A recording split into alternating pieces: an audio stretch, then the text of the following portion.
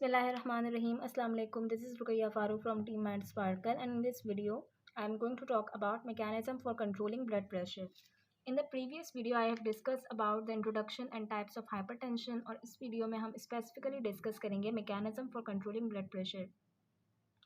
Now mechanism पे जाने से पहले तीन ऐसे टर्म्स हैं जिसका माइंड पे क्लियर होना बहुत ज़रूरी है, तभी जाके हमें mechanism जो है वो ब्लड प्रेशर का समझ में आएगा. The first question is what is cardiac output, what is venous return and what is peripheral resistance. तो वन बाय वन पहले हम इसको देख लेते हैं. कार्डिक आउटपुट क्या होता है? Cardiac output is blood pumped by the left ventricle into aorta each minute. एक मिनट के अंदर लेफ्ट वेंट्रिकल से एओर्टा में जो क्वांटिटी ऑफ ब्लड पंप होती है उसको हम कहते हैं कार्डिक आउटपुट, जिसकी नॉर्मल वैल्यू हमारे पास है 5 लीटर पर मिनट. कार्डिक आउटपुट जो है वो कंट्रोल होता है बाय वेनस रिटर्न. अब वेनस रिटर्न क्या होता है? Venous return is the quantity of blood flowing from the veins into the right atrium each minute. Now जब हमने हार्ट की सर्कुलेशन पढ़ी थी तो उसमें फर्स्ट स्टेप क्या था कि हमारी बॉडी से डीऑक्सीजनेटेड ब्लड वेन्स के थ्रू हमारे हार्ट में यानी राइट एट्रियम में सप्लाई होता है और वहाँ से लंग्स में जाता है.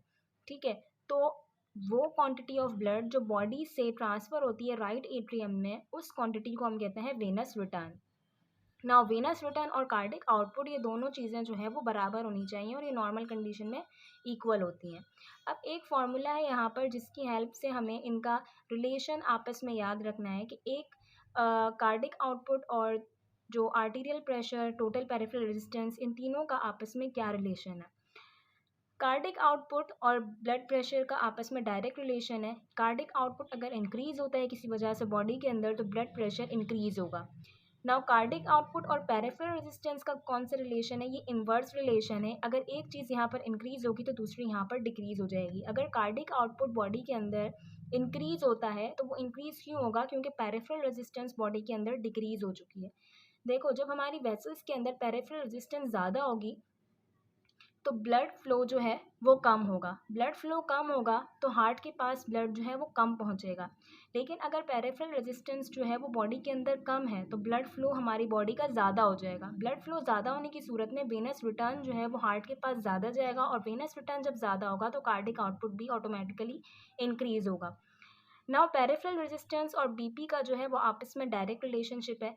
यानी अगर पेरिफेरल रेजिस्टेंस इंक्रीज़ होता है तो ब्लड प्रेशर इंक्रीज़ होगा और पेरिफेरल रेजिस्टेंस अगर डिक्रीज़ होता है तो ब्लड प्रेशर जो है वो डिक्रीज़ होगा. अब कुछ ऐसी कंडीशंस होती हैं जिसमें हमारे पास बॉडी के अंदर कार्डिक आउटपुट इंक्रीज़ होता है और कार्डिक आउटपुट इंक्रीज़ होने की सूरत में ब्लड प्रेशर जो है वो इंक्रीज़ होता है. और कुछ ऐसी कंडीशंस होती हैं जिसमें कार्डिक आउटपुट डिक्रीज़ होने की वजह से ब्लड प्रेशर जो है हमारे पास फॉल कर जाता है. अब यहाँ पर दो ऐसी एग्जांपल्स हैं, बेरी और एनीमिया. इन दो कंडीशंस में क्या होता है कि ब्लड की विस्कोसिटी जो है वो डिक्रीज़ हो जाती है. ब्लड की विस्कोसिटी डिक्रीज़ होने के रिजल्टेंट में ब्लड फ्लो बॉडी के अंदर इंक्रीज़ हो जाता है और पेरिफेरल रेजिस्टेंस जो है वो कम हो जाती है. और इसी वजह से हमारे पास जो कार्डिक आउटपुट है बॉडी के अंदर वो इंक्रीज़ होगा और increase cardiac output will result in the increase of blood pressure. Second condition है जिसमें कार्डिक आउटपुट जो है वो बॉडी के अंदर डिक्रीज़ होता है और इसकी वजह से ब्लड प्रेशर भी जो है वो बॉडी के अंदर डिक्रीज़ होता है. इसमें एग्जांपल्स है congestive heart failure, Burns, dehydration और एमआई.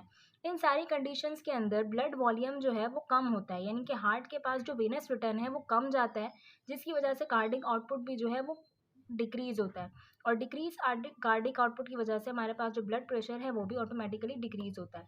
अगर कार्डिक आउटपुट बहुत ज़्यादा एक्सट्रीम लेवल तक लो हो जाता है तो इसमें कार्डिक शॉक का भी जो है वो ख़तरा रहता है.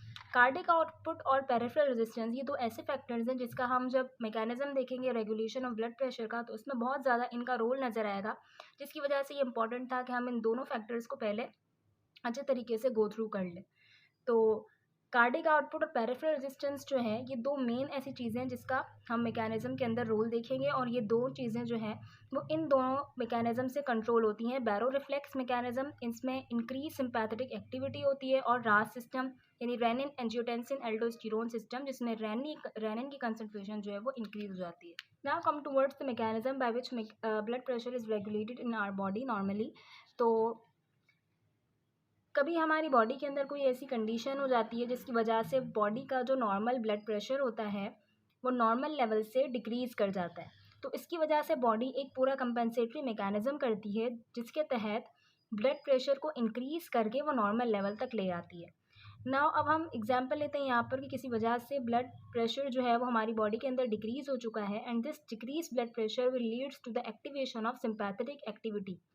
सिंपैथेटिक एक्टिविटी जब हमारे पास इनर्वेट होगी तो इससे हमारे पास तीन चीज़ें होंगी। एक तो बीटा वन रिसेप्टर्स जो हैं हार्ट पर, उनकी अमाउंट जो है वो बढ़ जाएगी, जिससे कार्डिक आउटपुट जो है वो इंक्रीज होगा। Now cardiac output is directly proportional to the blood pressure. अगर कार्डिक आउटपुट बढ़ेगा तो ब्लड प्रेशर भी जो है वो बढ़ेगा। सेकंड काम ये होगा कि अल्फा वन रिसेप्टर्स जो हैं उनकी जो है तादाद है वो भी बढ़ जाएगी, जिसकी वजह से हमारे पास वेनस रिटर्न बढ़ेगा और पेरिफेरल रेजिस्टेंस भी जो है वो हमारे पास इंक्रीज होगी। पेरिफेरल रेजिस्टेंस को इंक्रीज भी जो है वो इस वजह से किया जा रहा है ताकि ब्लड वेसल्स जो है वो थोड़ी सी कॉन्स्ट्रिक्ट हो और वहाँ पर थोड़ी सी रेजिस्टेंस जो है वो डेवलप हो जाए, क्योंकि इस कंडीशन में जो नॉर्मल पेरिफेरल रेजिस्टेंस होनी चाहिए वो भी हमारे पास डिक्रीज हो गई है, तो उसको नॉर्मल लेवल तक यहाँ पे बॉडी ले जाती है। और तीसरा हमारे पास ये होता है कि बीटा वन रिसेप्टर्स जो किडनीज पर हैं वो भी हमारे पास एक्टिवेट हो जाते हैं। अब इससे क्या होता है, इससे हमारे पास रास सिस्टम एक्टिवेट हो जाता है, यानी renin angiotensin aldosterone system activate होगा। एक तो इससे बीटा वन जो है किडनीज पर वो एक्टिवेट होंगे, तो इससे ही एक्टिवेट होगा। और दूसरा, जब हमारे पास रीनल फ्लो कम होगा बॉडी के अंदर, जब डिक्रीज ब्लड प्रेशर है का मतलब क्या हुआ कि बॉडी के अंदर वीनस रिटर्न कम है, कार्डिक आउटपुट कम है, तो रेनल फ्लो जो है वो भी कम है, यानी किडनी के पास सही तरीके से ब्लड नहीं पहुंच रहा। तो अब किडनी क्या करेगी, एक तो ये रेनिन को एक्टिवेट कर देगी, दूसरा ये ग्लोमेरुलर फिल्ट्रेशन रेट को कम कर देगी। रेनिन के एक्टिवेट होने की वजह से एंजियोटेंसिन 2 की कंसनट्रेशन जो है वो बॉडी के अंदर बढ़ जाएगी।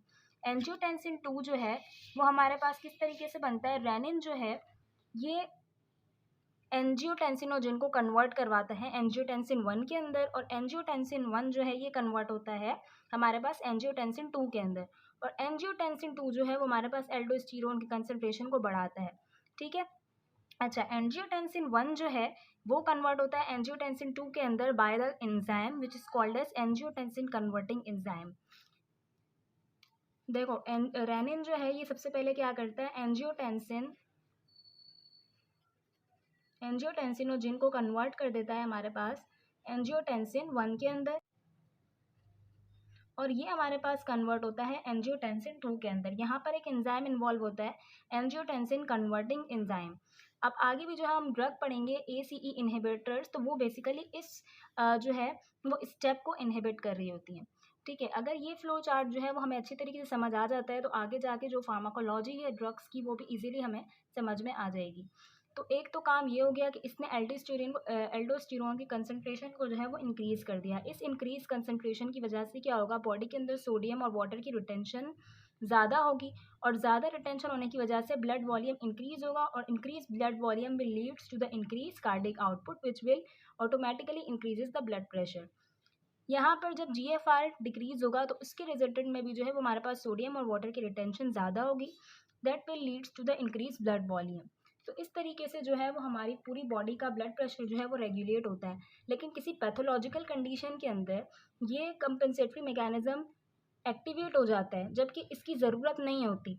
इसी वजह से जो हाइपरटेंशन के पेशेंट्स होते हैं उनको हम जो भी ड्रग थेरेपी देते हैं वो इसी के अकॉर्डिंगली देते हैं, इन्हीं सारे स्टेप्स को हम उसमें इनहिबिट कर रहे होते हैं, क्योंकि ये कंपेंसेटरी मैकेनिज्म उनमें ऑटोमेटिकली ज़्यादा हो रहा होता है, हालांकि वहाँ पर ज़रूरत नहीं होती।